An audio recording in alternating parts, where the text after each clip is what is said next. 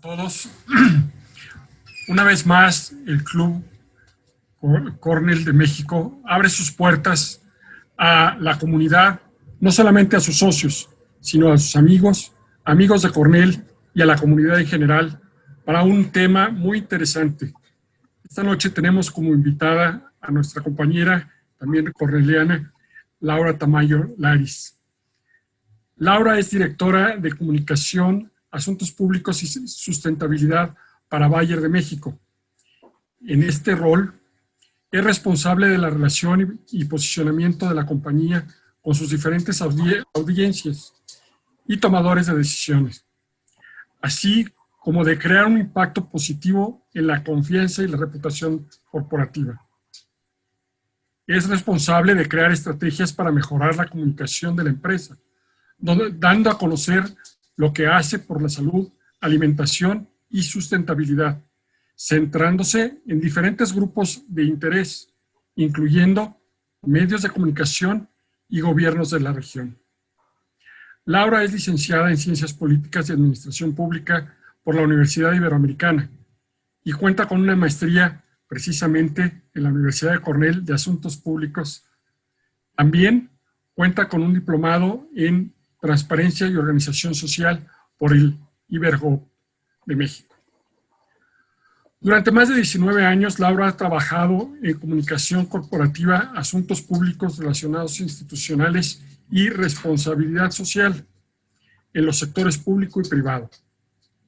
Antes de unirse a Bayer, ocupó la vicepresidencia de Asuntos Públicos y Comunicación Corporativa de Coca-Cola México. Actualmente ocupa la vicepresidencia de Comunicación del Consejo Nacional Agropecuario y la presidencia de la Comisión de Inclusión y Diversidad del Consejo Coordinador Empresarial. Laura es una persona muy agradable y estoy seguro que vamos a encontrar muy valiosos conceptos en esta plática. Laura, bienvenida esta noche y el micrófono es tuyo. Hola, Juan de Dios, muchas gracias, gracias por la invitación. Muchas gracias a todos los que se tomaron este tiempo de la tarde del jueves para atender a esta plática. Les agradezco muchísimo. También gracias al Club Cornell, a mi alma mater, y evidentemente también a IDEA y a la Universidad Anáhuac, que han sido copartícipes de la invitación de este evento. Entonces, muchas gracias a todos por la invitación. Si me permiten, traigo unas slides, una pequeña presentación, pues para ponerle un poco de números y de contexto a la situación de liderazgo femenino en México y también del tema de inclusión y diversidad de nuestro país, sobre todo en materia de género. Siguiente, por favor. Evidentemente, cuando aspiramos a posiciones de liderazgo, nuestro camino está marcado por giros y vueltas inesperadas. Si ustedes vieran exactamente esta misma slide en un hombre, pues seguramente tendría una línea relativamente más recta. No quiero decir que no haya retos en la carrera profesional de un hombre, pero sin duda hay ciertas situaciones que vivimos las mujeres que no necesariamente viven los hombres. Estas son evidentemente una resistencia al liderazgo de la mujer, prejuicios, discriminación, falta de reconocimiento de la inequidad de género laboral, es decir, hay mucha gente que pues, simplemente no está en su vocabulario o considera que no existe. Sesgos inconscientes de género, esto es mucho más común de lo que vemos, y ahora les contaré un par de situaciones y un par de análisis que demuestran claramente cómo los sesgos inconscientes son una problemática muy importante cuando hablamos de igualdad de género.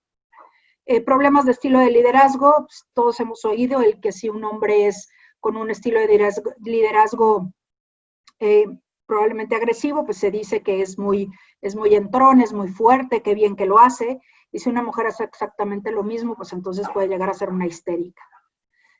Networking en círculos masculinos cerrados, todos sabemos que muchas veces el desarrollo profesional no solamente se da en el trabajo formal, sino se da en el cóctel, en la reunión, y cuántas veces no hemos escuchado que los negocios se cierran en el campo de golf, por ejemplo, cuando pues evidentemente para muchas mujeres es un deporte que normalmente no se practica, y que inclusive los clubs para esta actividad en ocasiones son solamente para hombres.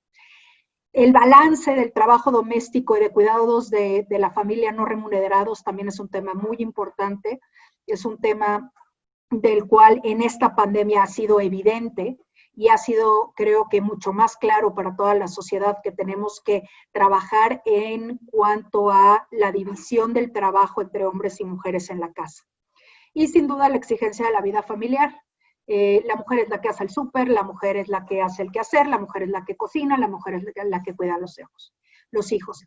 Y si esa mujer además tiene un trabajo remunerado, pues evidentemente, como lo hemos vivido muchas en esta pandemia, pues el trabajo se convierte en triple o cuádruple y definitivamente muchas de estas mujeres han tenido que renunciar a su trabajo remunerado porque precisamente las exigencias de la vida familiar, el trabajo doméstico no remunerado, ha generado situaciones imposibles de mantener y que se vean con la necesidad de posponer sus sueños profesionales o, aún peor, con la necesidad de tener que renunciar a su trabajo.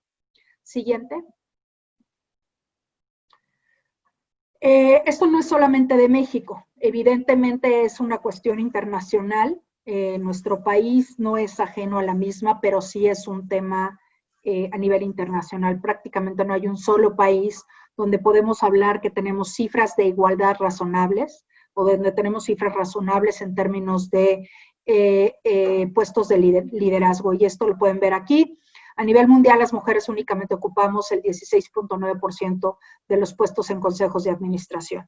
Y en México, pues evidentemente el número es todavía más complicado, porque solamente el 6% de estos puestos son ocupados por mujeres. Siguiente. Hay un estudio muy reciente, que es el estudio de McKinsey Company, que es Women Matter, México 2018, donde esta frase es contundente.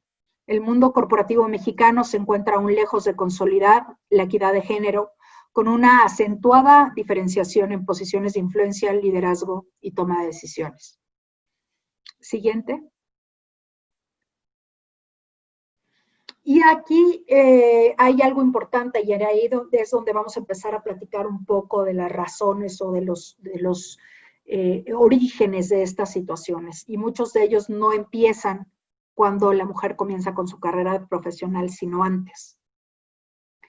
Cuando una mujer le elige una carrera, hicimos una encuesta hace poco a través de STEM, que es STEAM, que es esta asociación que hemos creado entre varias empresas junto con personas de la sociedad civil, donde estamos, lo que queremos es promover que los jóvenes, no solamente las mujeres, pero todos los jóvenes empiecen a mirar, a ver las carreras del futuro, ciencia, tecnología, ingeniería, matemáticas y evidentemente las artes.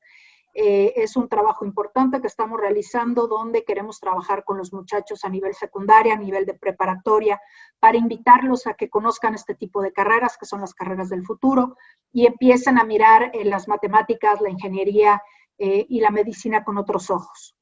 Sin duda, en este estudio que apenas realizamos, nos hemos dado cuenta que el gap todavía es más grande cuando las chicas deciden o toman la decisión para la cual estudiar. En el caso, como pueden ver aquí, la familia influye un 28% en los hombres y un 31% en las mujeres. Es decir, la mujer todavía le interesa mucho más lo que opina el papá, lo que opina la mamá, lo que opina la familia. Y ahí, pues, desafortunadamente, cuando tenemos ciertos tipos de familia tradicional, los conceptos de género preconcebidos es donde empiezan a jugar una participación malévola en las decisiones de las estudiantes, cuando, bueno, oye, pues es que yo quiero estudiar ingeniería, oye, pero pues esa no es carrera de niñas. Bueno, pues, ¿cuál es la carrera de niñas? En realidad son estereotipos preconcebidos que muchas veces son inconscientes, pero que definitivamente juegan un rol importante y que terminan 15, 20 años después con la poca presencia, o es un factor importante para la poca presencia de mujeres en puestos directivos en las empresas más importantes de nuestro país. Yo sí creo que hay aquí una correlación directa, no es la única razón definitivamente. Hay mujeres increíbles allá afuera que aún así no han tenido acceso a estos puestos, pero sí creo que es algo donde podemos trabajar y seguramente en 15, 20 años podemos ver cambios importantes en las posiciones de liderazgo empresarial de nuestro país. Siguiente. Aquí, bueno, evidentemente es contundente esta lámina. Estamos hablando que el 24% de las mujeres consideran que su género representa una dificultad para avanzar en su carrera, comparado con el 5% de los hombres. Esta percepción es la causa detrás de que 70% de las mujeres que podrían trabajar se abstengan de hacerlo al creer que no hay oportunidades para ellas o que no están suficientemente calificadas. ¿Es o no es una creencia sustentada? Bueno, hay una serie de estudios que hablan, como les comentaba, del bias inconsciente, donde a un grupo de reclutadores se les pone una serie de currículums, una currícula, donde se le quita el género. No se pone si es hombre o mujer, se pone los estudios, se pone la carrera profesional previa, se pone los hobbies, los idiomas, etcétera, etcétera. Se hizo este estudio y encontraron que 30% más veces los reclutadores invitaban a mujeres a trabajar a esa posición que cuando tenían la oportunidad de ver el género de la persona que estaba solicitando el trabajo.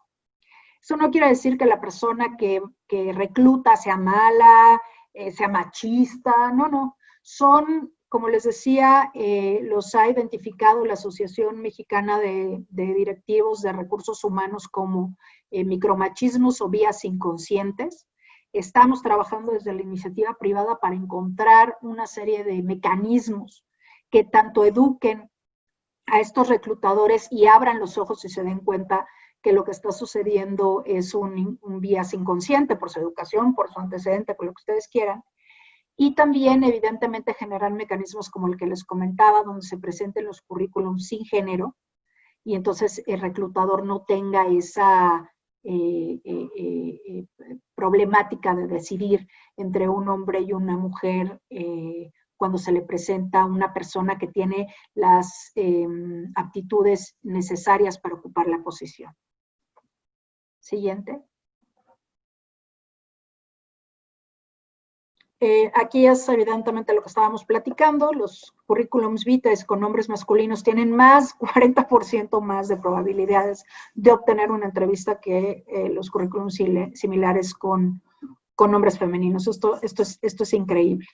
Entonces, que volvemos al tema que hablábamos de los vías inconscientes. Entonces, como sociedad, como iniciativa privada, tenemos que encontrar los mecanismos de tal manera que el reclutador se reeduque y encuentre o no encuentre diferencia entre un género y otro cuando se trata de contratar una persona. Y aquí, este es el ejemplo de la Orquesta Sinfónica de Boston, estableció audiciones a ciegas. Esta práctica aumentó 50% las posibilidades de que una mujer fuera aceptada para una orquesta. Entonces volvemos a lo mismo, probablemente una práctica que veremos en el futuro generalizada será lo que les comento, ¿no? Currículum sin género, de tal manera que de menos al primer filtro, cuando se le envía esto al reclutador, no entren los vías inconscientes. Siguiente.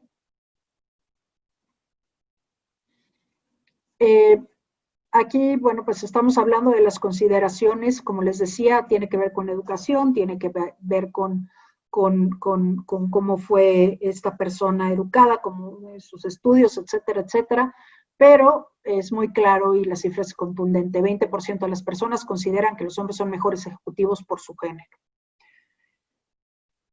Mujeres ocupan 37% de los cargos en los primeros niveles y solamente 10% de los cargos en comités ejecutivos. Entonces, como ven, empieza en el nivel de entrada, empieza pues con un número no tan escandaloso, 63% entre 37% a comparación de 37% de mujeres, y conforme se ve subiendo el escalafón corporativo, la cantidad de hombres versus la cantidad de mujeres es apabullante. tiene que ver con que las mujeres en ocasiones deciden tener familia y eso la retrasa un poco en términos del desarrollo profesional, o tiene que ver con un bias inconsciente de los tomadores de decisiones para promover a hombres versus mujeres, o tiene que ver también con que las mujeres, y hay que decirlo, hemos sido educadas para no tener o no pelear de la misma manera que los hombres para las posiciones de liderazgo. De hecho, hoy precisamente participaba en un foro en LinkedIn como oyente de unas expertas que hablaban precisamente de eso, cómo venderte mejor, cómo quitarte tus propios vías inconscientes desde el punto de vista educativo como mujer para poder tener una voz más clara, para poder tener una voz más fuerte y para a través de eso poder acceder a los puestos ejecutivos superiores de cualquier empresa. Entonces, no es solamente un tema de México, evidentemente es un tema mundial. No es por falta de ambición, 3 de cada 10 mujeres creen que van a convertirse en ejecutivas de alto nivel. Sin embargo, la realidad es que un hombre tiene 88 veces mayor probabilidad de lograrlo. Para las estudiantes que me están escuchando y los estudiantes, por favor, no se me achicopalen. Esto es el presente, estamos tratando de cambiar el futuro y ustedes son el futuro. Entonces, esperemos que cuando ustedes lleguen a estas posiciones, esto cambie radicalmente y podamos reírnos juntos y decir que esto es una cosa del pasado. Es necesario reclutar 200,000 mujeres en los primeros niveles para que una llegue al comité ejecutivo. Esto es una de las cosas más escandalosas que estamos viendo en el mundo ejecutivo a nivel mundial. Hay muchas cosas que se están haciendo. Yo sí creo que de aquí a 10 años, 5 años, vamos a ver grandes cambios en este sentido. Traíamos un rapport bastante bueno. Desafortunadamente el COVID nos puso un poco en pausa, pero creo y estoy muy positiva de que esta gráfica va a cambiar próximamente, debe de cambiar, porque ya un mundo sin mujeres, un México sin la mitad de su población, no puede resistir. No puede resistir desde el sentido económico, no puede resistir desde el sentido de generación de riqueza, de productividad y evidentemente desde el punto de vista social. Siguiente. Y como les decía, los números no mienten. Entre mayor representación de mujeres hay en niveles directivos, mayor desempeño corporativo. El impacto cuantitativo es brutal. 28% más de valor económico agregado, 55% más de margen de ganancias y 47% más del retorno sobre el capital. Impacto cualitativo, más índices de salud organizativa, mejor comunicación, mayor empatía, orientación a las personas, menor rotación, mejor manejo de expectativas e incentivos y liderazgo inspiracional. Y aquí me voy a detener un segundo. Ustedes dirán, bueno, pues si es tan positivo que haya mujeres en posiciones ejecutivas o en los consejos de administración de las empresas, ¿por qué no las hay? Tiene que ver con un tema cultural, tiene que ver con un tema de herencia, tiene que ver con un tema de romper el status quo. Una y otra vez se ha demostrado en muchos lugares del planeta, y evidentemente nuestro país no es la excepción, que si tenemos diferentes formas de pensar en un consejo de administración, se va a dar mayor creatividad, se va a dar mejores ideas. Si todos pensamos igual y todos nos volteamos a ver la cara y tenemos el mismo sistema de pensamiento y tenemos la misma forma de ver al mundo, es muy probable que no lleguemos absolutamente a ningún lado. Y es muy probable que la empresa no produzca la riqueza esperada y es muy probable que esa compañía se quede empantanada ante los retos del futuro. Si tenemos en los consejos de administración personas con antecedentes diferentes, con pensamientos diferentes, y evidentemente si incluimos a la otra mitad del planeta, es muy probable que logremos la conexión tanto con la innovación, con el desarrollo y evidentemente con nuestros consumidores. Les voy a poner un ejemplo. Cualquier empresa de consumo mediana o grande, más o menos el 80% de sus clientes son mujeres. El famoso shopper, para quien está metido en las cuestiones de mercadotecnia de las empresas de consumo. Entonces, el famoso shopper son mujeres. es una realidad. ¿Quién va al súper? Pues las mujeres. ¿Quién va al mercado? Pues la gran mayoría son las mujeres. El 80% de las decisiones de compra de un hogar, aunque en ocasiones pague el hombre, la decide la mujer. Entonces, la lógica de una empresa para tener mujeres en su consejo de administración es irrefutable. Entonces, creo que esto, como les decía, estamos en un parteaguas. Estoy muy optimista desde el punto de vista empresarial de que esto va a empezar a cambiar en breve. Siguiente. Conforme avanzan, las mujeres ven reducidos sus ingresos en comparación en comparación con su contraparte masculina. Este es otro tema. Este es otro tema que también lo tenemos que hablar ya, junto con la presencia de mujeres en posiciones directivas y puestos de liderazgo en las empresas, que tiene que ver con igualdad de salario. Y es muy simple. Si yo hago lo mismo, ¿por qué no debo de recibir exactamente el mismo salario, que recibe el otro? Desafortunadamente en las empresas hay una serie de incentivos perversos para que esta práctica se siga dando. Tiene que ver, y es una especie como de lógica circular, porque la mujer en ocasiones exige menos. Vuelvo a lo mismo, antecedentes de educación, antecedentes de formación profesional, de formación emocional, y a cualquier ejecutivo de recursos humanos se le premia por tener un talento por menos dinero, así de simple.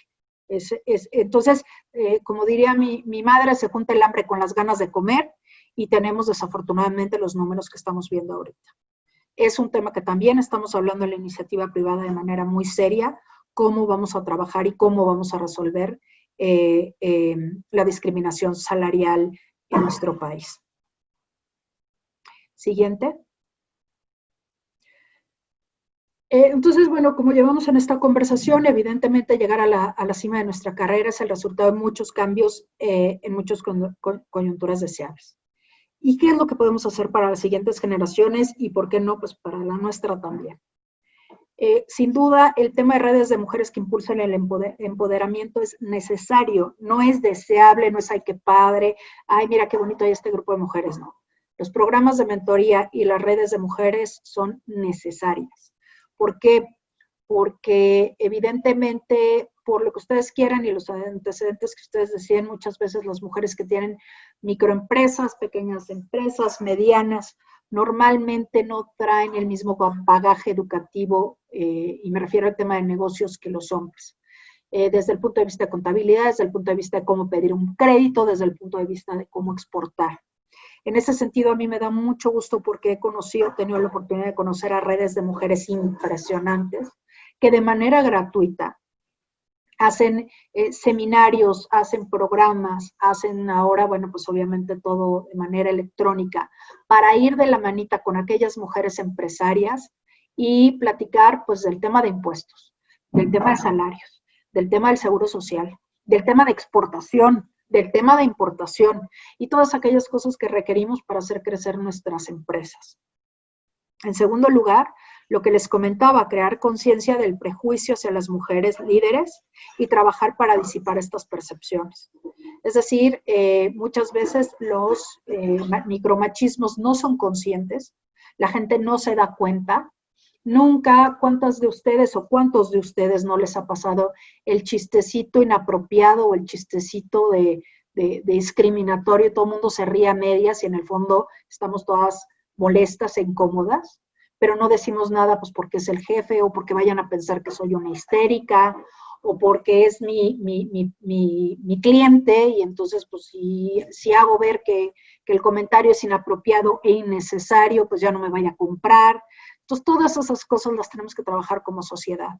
Ahí no es suficiente desde la empresa, no es suficiente desde las redes de mujeres.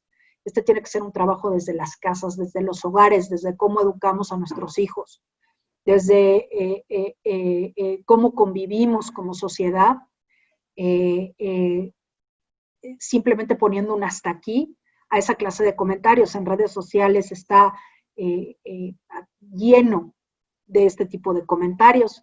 A mí me parece, y es una percepción personal, me parece terrible que ahora a las nuevas generaciones se les llame la generación de cristal, porque no aceptan temas de discriminación y no aceptan temas de micromachismos. Yo no soy de la generación de cristal y aún así me parece inaceptable.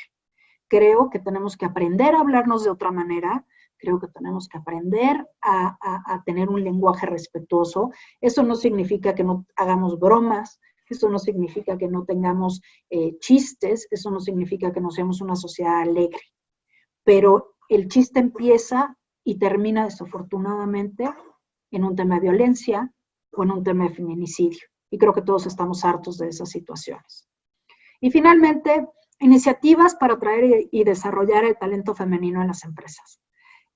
Podemos hablar de cuotas, que hay quien está a favor, quien está en contra. Ahorita en preguntas y respuestas, si quieren, puedo andar en ese tema. Pero sin duda consideramos que en la diversidad de las empresas es donde está la riqueza y la innovación. Entonces, pues tenemos que generar aquellas políticas para que todo tipo de personas trabajen en nuestras empresas. Y esas son iniciativas definitivamente que hablan de, como dicen los estadounidenses, affirmative action. Y muchas veces me decían, pero es que eso es discriminación inversa. No me parece discriminación inversa porque un hombre tiene otras oportunidades y tenemos que admitir todos, empezar admitiendo que una mujer empieza desde atrás. Entonces tenemos que generar políticas, planes y programas para tener un suelo parejo. Y eso significa foco en mujeres, evidentemente en grupos vulnerables, evidentemente en comunidad LGBTQ+,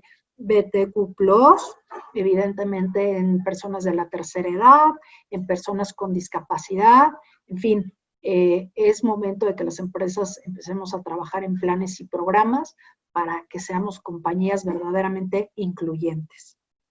Siguiente. Esta a mí es de las láminas que más me gusta y que más reflexionaba cuando estábamos preparando esta presentación.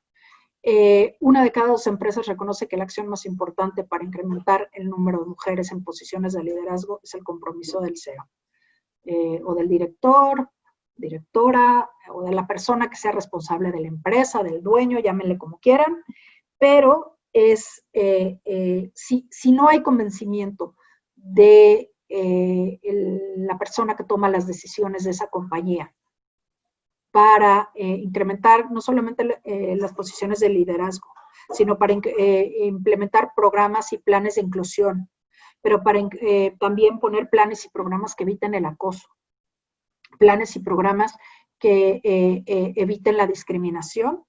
Si el directivo principal de la compañía no está convencido, nada va a suceder. Entonces, también mucho del trabajo del Consejo Coordinador Empresarial es un trabajo con las cúpulas. Y de ahí lo interesante de que el propio Consejo haya creado esta comisión precisamente atendiendo a esta situación, donde los CEOs de nuestro país están empezando a convencerse y a entender que el tema de la inclusión y de la diversidad es un tema de negocio, es un tema de riqueza, es un tema de economía y es un tema necesario. Siguiente. Aquí tratamos un poco, pero si quieren me voy rapidísimo, cómo funciona el Consejo Coordinador Empresarial. El Consejo Coordinador Empresarial tiene en su haber a 12 organismos que prácticamente representan casi todas las actividades económicas de nuestro país. Entonces tenemos a la Canaco Ciudad de México, que es una universidad de la Ciudad de México, Canacintra, Manufactura, AMIR, Casas de Bolsa, ANTAD, tiendas y autoservicio, etcétera, etcétera, Concamina Industria, Consejo Nacional Agropecuario y Agricultura, en fin, básicamente podemos decir que tenemos dentro del Consejo Coordinador Empresarial la representación de todos los organismos empresariales de nuestro país y prácticamente de todas las actividades económicas remuneradas de nuestro país. Entonces, por eso la importancia de la creación de esta comisión.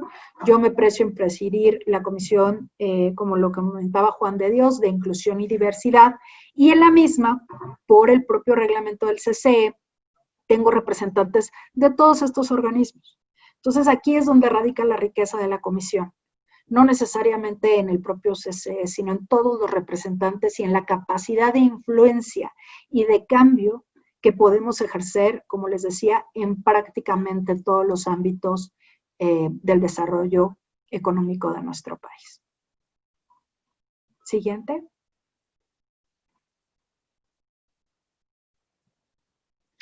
¿Qué es lo primero que estamos haciendo en la comisión? Y me voy a ir rápido para dar oportunidad a preguntas. La comisión nace con la adhesión del Consejo Coordinador Empresarial y los 12 organismos que les mencionaba, los bancos, las aseguradoras, los agricultores, todos, entrándole con la ONU Mujeres, a un convenio que se llama He4She. Y este convenio tiene cuestiones muy claras que todos los organismos estamos obligados a cumplir. Entonces, por ejemplo, la 4, promover uso y adhesión a las herramientas de autodiagnóstico para el CCE y los organismos que lo conforman. Lo que no se mide no sirve. Sabemos, no sabemos, tenemos claridad cómo estamos en temas de inclusión y diversidad de género en los organismos del Consejo. Pues no lo tenemos claro, perfecto. Entonces tenemos que entrarle a las herramientas de autodiagnóstico. Generar acciones para la eliminación de la violencia de género en los lugares de trabajo para referencia y uso de nuestros agremiados.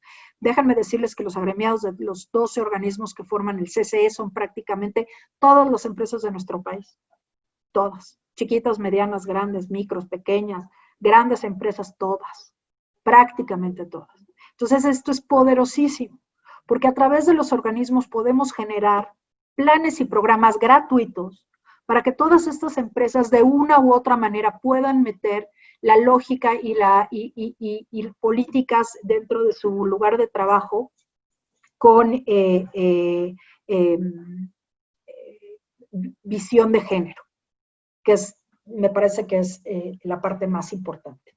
Entonces, hemos creado una herramienta poderosa, nos va a tomar tiempo, evidentemente, esto no se da de la noche a la mañana, donde podemos tocar empresas pequeñas, empresas medianas, empresas que por una u otra manera no tienen la capacidad de los grandes autodiagnósticos que tienen las empresas muy grandes, pero sin embargo tienen temas de violencia de género, tienen temas de inclusión y todas estas cuestiones que hemos ido platicando a lo largo de la presentación, donde a través de estos organismos podemos darles de menos las herramientas de diagnóstico, que ya es un gran paso, y las agendas y los pasos necesarios para que se realicen aquellos cambios importantes en esas empresas y bajemos los temas de violencia de género y generemos verdaderamente inclusión y tengamos políticas con visión de género dentro del sector privado de nuestro país. Por eso esta herramienta es tan poderosa. Siguiente. Algo importante que creo que muchas veces se habla es el desarrollo femenino no es suma cero contra los hombres. Es decir, el hecho de que una mujer tenga un trabajo no significa que por eso un hombre no lo va a tener. El desarrollo de la mitad de los pobladores de nuestro país, porque somos la mitad, va a generar riqueza, va a generar productividad y evidentemente si tenemos más riqueza tenemos más trabajos. Y la idea es que todos tengamos la oportunidad de un trabajo, que tengamos la oportunidad de poner una empresa. Y la única manera de lograr brincar esta pandemia y de lograr brincar esta crisis que a raíz de la pandemia estamos viviendo en este país es si trabajamos el 100%, no nada más el 50%. Entonces, hasta inclusive en ese sentido, es importante que tomemos en cuenta y que veamos la lógica de género en lo que hacemos desde el punto de vista de la actividad económica. Oía una conferencia el otro día donde hablaba, y me pareció muy importante, que hablaba de cuando una mujer se ve en un espejo, ¿qué ve? Y cuando un hombre se ve en un espejo, ¿qué ve? Y decía una mujer, bueno, pues contaba la persona que daba la conferencia, decía, bueno, ella decía, yo veo una mujer. Y él decía, yo no veo un hombre, yo veo un ser humano. Entonces es muy interesante porque el privilegio es ciego. ¿A qué me refiero? Cuando uno tiene un privilegio, ese privilegio no lo ve, pareciera que no existe. Entonces tenemos que acercarnos a los hombres y tratar de que vean el mundo a través de los ojos de las mujeres y no del privilegio de solamente ser seres humanos. Siguiente. A mí esta frase me encanta, no sé si sea políticamente correcta o no, pero yo sí lo creo. O sea, hay un lugar especial en el infierno para aquellas mujeres que no ayudan a otras mujeres. Tenemos que ayudarnos entre todas, tenemos que trabajar entre todas, tenemos que abrirle la brecha a las que vienen y tenemos que trabajar con las que están arriba y que tienen otro tipo de educación y otro tipo de antecedentes para que abran los ojos y se den cuenta que el camino de la igualdad es el camino del desarrollo y de la felicidad de nuestro país. Y creo que con esto acabamos, ¿no? Así es, Laura. Pues muchas gracias. No, hombre, al contrario, muchísimas gracias a ti. Me presento, soy Ana Paula Franco y soy la coordinadora de la Aceleradora de Negocios de la Universidad de Anáhuac. Y voy a estar platicando contigo estos 20 minutitos, Laura, acerca de las preguntas que tiene el público. En primer lugar, bueno, invitar a todos que pueden poner sus preguntas en la caja de preguntas y respuestas.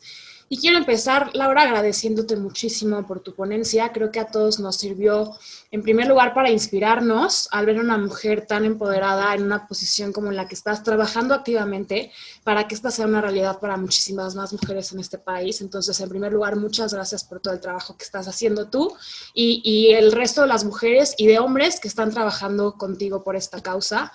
Y en segundo lugar, pues muchas gracias por esta ponencia en específico, ¿no? Que creo que ha sido como un wake-up call para muchos que creemos que se ha hecho mucho en estos últimos años en avance en inclusión de mujeres en el mercado laboral, lo cual es cierto. Sin embargo, creo que estos tipos de llamados nos sirven para reaccionar y darnos cuenta que todavía hay mucho por hacer y el rol que tenemos cada uno de nosotros en construir esta sociedad que realmente queremos. Entonces, si te parece, comenzamos con las preguntas del público. Laura, ¿me das oportunidad de poner mi video, por favor? Por supuesto que sí, Juan de Dios. Ya ahí te debe aparecer un letrerito. Gracias, gracias, gracias. Laura, Paulina nos pregunta, ¿cuál es tu opinión del paternity leave? ¿Debería tener la misma duración que el maternity leave para ser una medida igualitaria? Y si pudieras, por favor, compartir tu opinión con respecto a las cuotas de género, que sabíamos que esta pregunta... Sí, iba a salir. Paternity leave, sí, al tamaño que sea necesario, 1 año, 2 años. Digo, sí, si estamos hablando de igualdad, es igualdad. En la medida que tengamos un paternity leave, es en la medida que nosotras como mujeres también vamos a ganar. Entonces, definitivamente, pan completa, y creo que es de las cosas que debemos de trabajar para que sea con la misma cantidad de tiempo que las mujeres, sin duda. Cuotas. Eso es un tema muy polémico que me han preguntado varias veces últimamente. Te voy a decir lo que pienso y te voy a decir en lo que estamos trabajando. Las dos cosas. Hay una tendencia últimamente que la gente diga, bueno, yo no soy fan de las cuotas. No, yo sí soy fan de las cuotas. Yo creo que las cuotas bien llevadas llegan y permiten el desarrollo femenino, el desarrollo de género y el desarrollo también de otros grupos vulnerables. Sí creo en las cuotas. Creo en las cuotas hasta cierto tiempo. No creo en las cuotas eternas. Creo que para que un hombre está aquí, por ejemplo, y una mujer empieza aquí, pues para llegar aquí hay que meterle cuotas, lo siento en el alma. Ya que los dos estemos aquí, entonces sí caminamos juntos y entonces sí trabajamos juntos. Eso por un lado, esa es mi percepción. Hay empresas las cuales merecen todo mi respeto, que han puesto otro tipo de políticas en pie, que no han necesitado cuotas, como lo que te contaba del currículum ciego. Entonces ahí, bueno, pues es una manera donde probablemente a la larga ves los números y probablemente no necesitarías cuotas. O sea, hay diferentes maneras de trabajar eso. Pero si no hay otra opción, las cuotas, ni modo, pues es lo que hay y con eso se trabaja. Entonces, yo te digo, esa es mi percepción. Creo que hay muchas maneras de trabajarlo, pero si no hubiera de otra, hay que hacerlo. En la iniciativa privada estamos trabajando el tema desde todos los acercamientos. Estamos trabajando con la Asociación Mexicana de Directivos de Recursos Humanos para traernos de todos lados todos los ejemplos que nos permitan evitar la discriminación. Como les decía, bueno, pues está el currículum ciego. Hay un tema en el ejército también donde les hacen la prueba de aptitud, pero tampoco los ven. O sea, hay una serie de cosas en diferentes partes del mundo, del ejército estadounidense, bien interesantes. Entonces, lo que estamos haciendo es escogiendo todos estos ejemplos y tratando de ver cuál le queda bien, sobre todo a las empresas pequeñas y a las empresas medianas.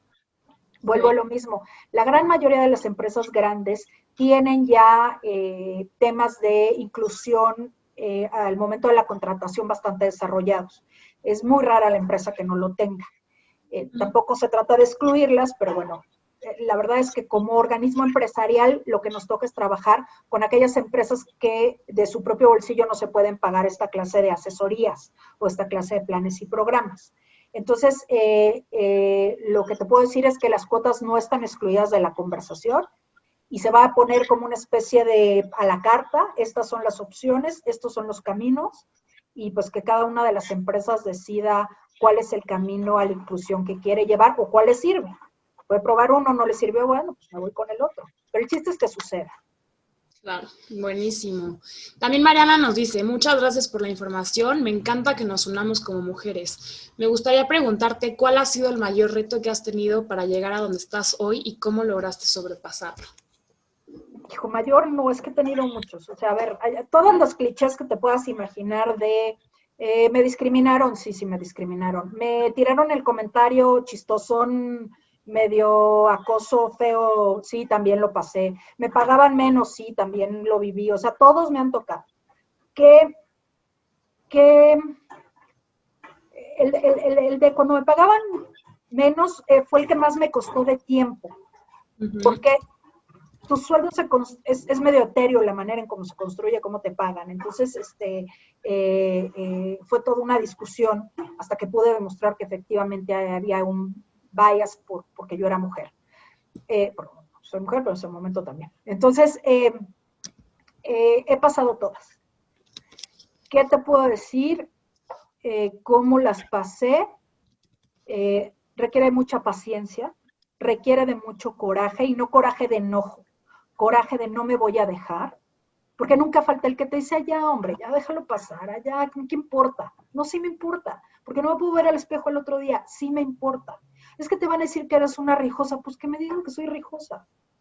O sea, entonces, requirió de coraje, requirió de, pues sí, de a veces quedarme sola, requirió también de mucha inteligencia de mi parte. O sea, cuando uno va a pelear por sus derechos, tiene que ser con la cabeza fría y planeado. Tú no puedes enojarte y a los minutos salir y con las lágrimas y el ojo así toda enojada del baño de la oficina a reclamar tus derechos. No va a servir porque no te van a oír. Así es el mundo en que vivimos. Estamos tratando de cambiarlo, pero en este momento así es. Entonces, para atrás, respirar, entender y cuál es la racional detrás de esto. ¿Dónde está el razonamiento lógico y rebatible a través del cual yo voy a demostrar que me están discriminando o un tema de acoso y cuáles son las consecuencias de lo que voy a hacer? Porque también en una de esas me toca un trabajo terrible o un jefe nefasto o quien sea y me sale peor. Bueno, pues estoy dispuesta a asumir las consecuencias. Entonces, todo eso requiere cabeza fría.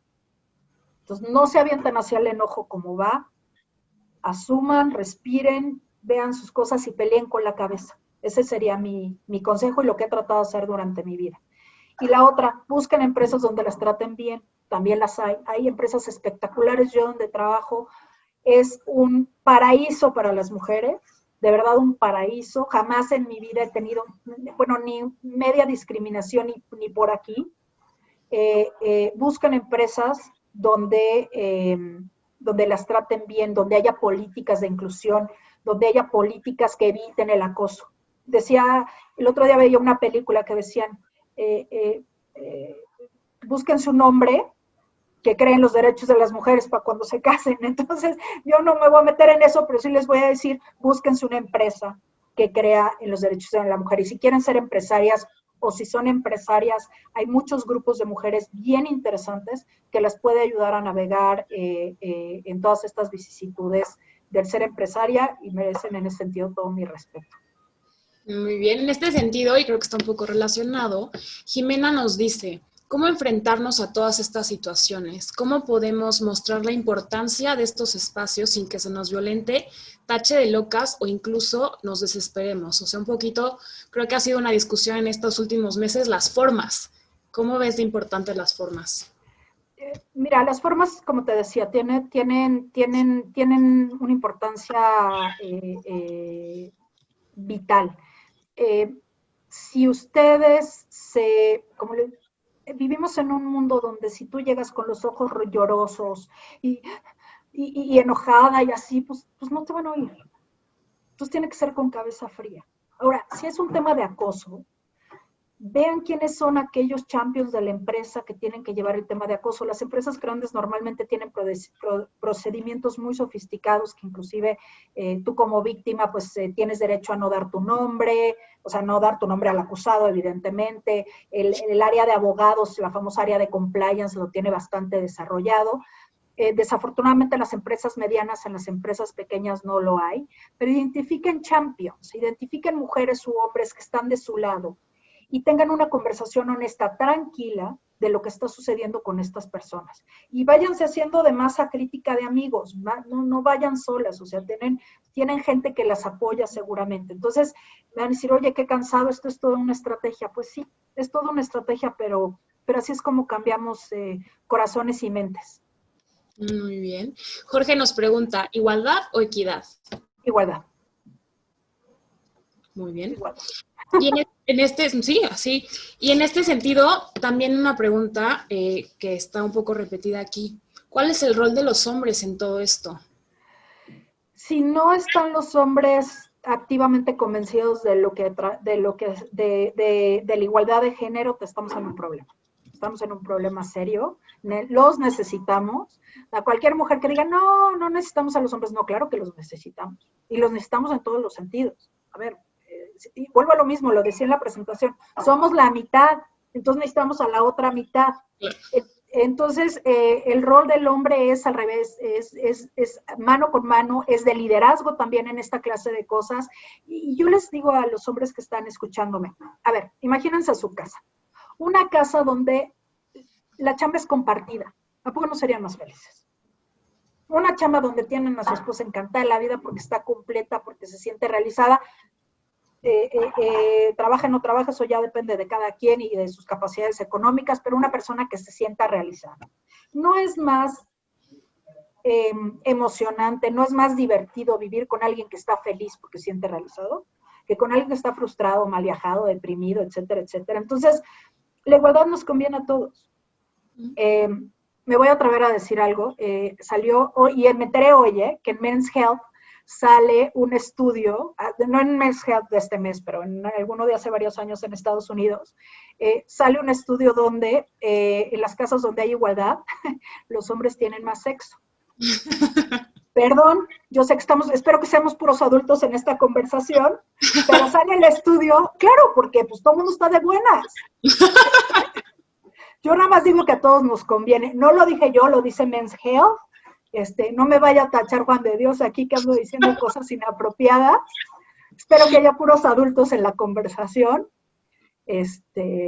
Pero sí. Un círculo virtuoso. Tiene a todos. Exacto. El círculo virtuoso. Muy bien. Laura, también perdón, Juan de Dios. Siempre la igualdad siempre tiene que ser superior a la disparidad. Sí, totalmente. También nos preguntan por aquí, Roxana, ¿cuáles dirías que son los atributos o características principales de un líder incluyente? Admite el problema. Un líder incluyente admite el problema, esa es la primera. Y no tiene miedo de hablar, como decíamos, no tiene miedo de hablar de cuotas, no tiene miedo de hablar de problemas y no tiene miedo de buscar soluciones juntos. Uh-huh. Y además, cuando tú ves un líder incluyente, normalmente su equipo de liderazgo hay mujeres, y muchas. O sea, eso no, bueno, es característica sine qua non. Tú ves, un líder incluyente siempre va a tener un equipo de liderazgo diverso. Eso es seguro. Aquí también nos preguntan, ¿qué consejo das para compaginar la vida profesional con la maternidad? Primero, este tema culposo de no estoy suficiente con mis hijos, que las noches no nos deja dormir, quítenselo. A mí, yo lo digo de veras así como experiencia de vida, me costó muchísimos años, muchas lágrimas en la noche de no le estoy dando a mis hijos suficiente tiempo, y la única que tenía el mal viaje y el animalito en la cabeza era yo. Mis hijos estaban perfectos, se le estaban pasando brutal, a la fecha tienen una vida divina, jamás nunca me han reclamado nada, o sea, con conversaciones honestas, evidentemente. Entonces es un tema de uno contra uno. Entonces trátenselo de quitar. 2, establezcan, ¿cómo les diría? Yo les digo nonos. O sea, nunca voy a faltar a un evento de fútbol, nunca voy a faltar a un recital. Puedo faltar a la ida por calificaciones, puedo faltar al café pues con las otras mamás. Hay cosas que si falto, pues lo siento en el alma. Pero estas 3 cosas, o 2, o las que ustedes quieran, no voy a faltar.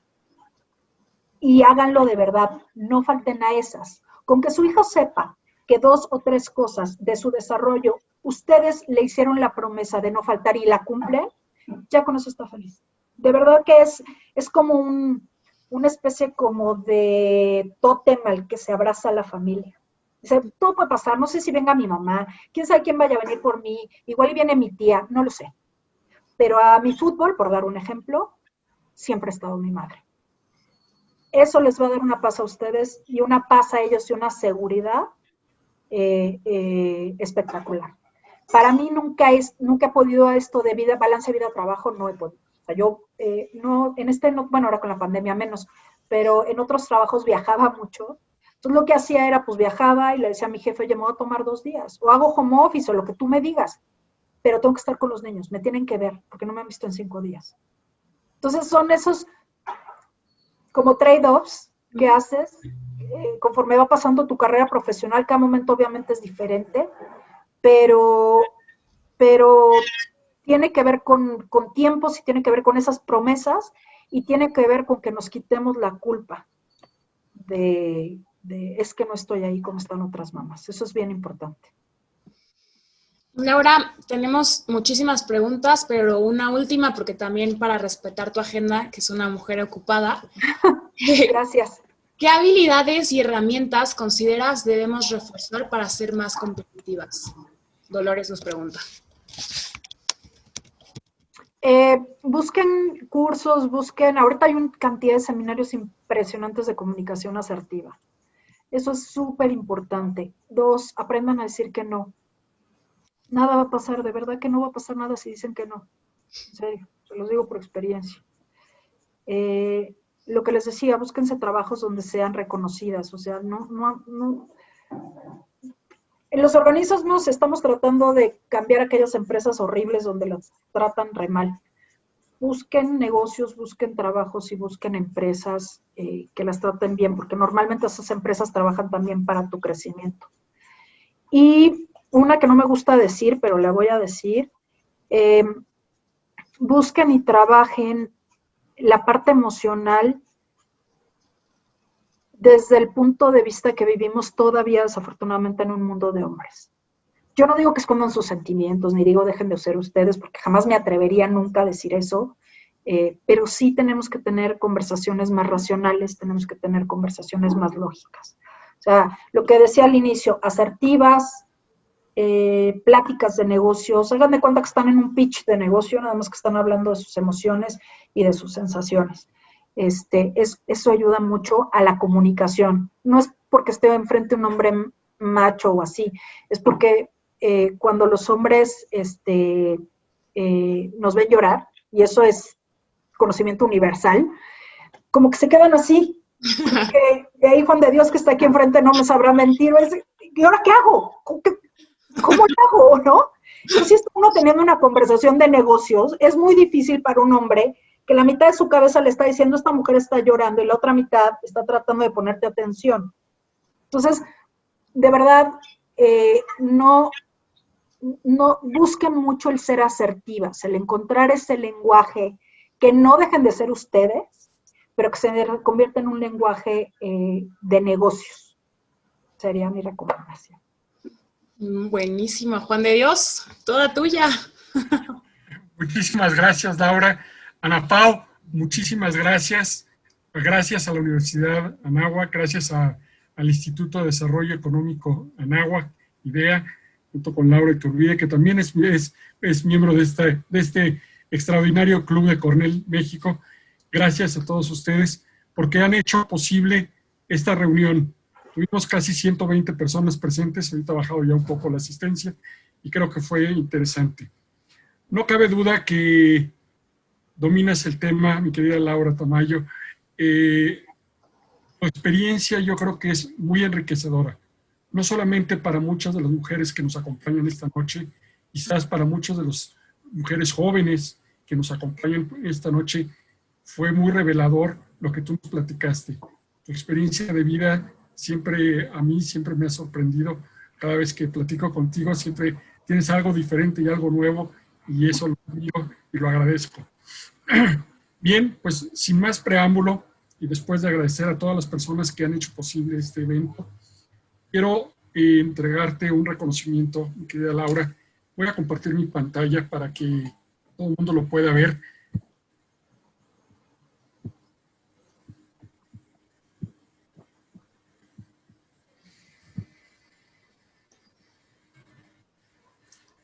Y este dice así: el Cornell Club de México entrega este diploma a la persona como keynote speaker de esta noche. Certify that Laura Tamayo Laris, MPA, has participated with the conference Liderazgo Femenino en México, Agenda para la Igualdad. In witness whereof, our signatures are hereof Mexico City, the 8th day of October 2020. Has been signed by the Honorary President César Wong Chia, que nos acompaña esta noche por ahí, y un servidor como presidente, Juan de Dios Garza. Mi querida Laura, muchas felicidades, y que esperemos que no sea la última vez que nos deleites con una plática como esta, o como otra, porque yo sé que tú dominas por ahí algunos otros temas antes. Muchas gracias. Gracias a todos los que nos acompañaron esta noche.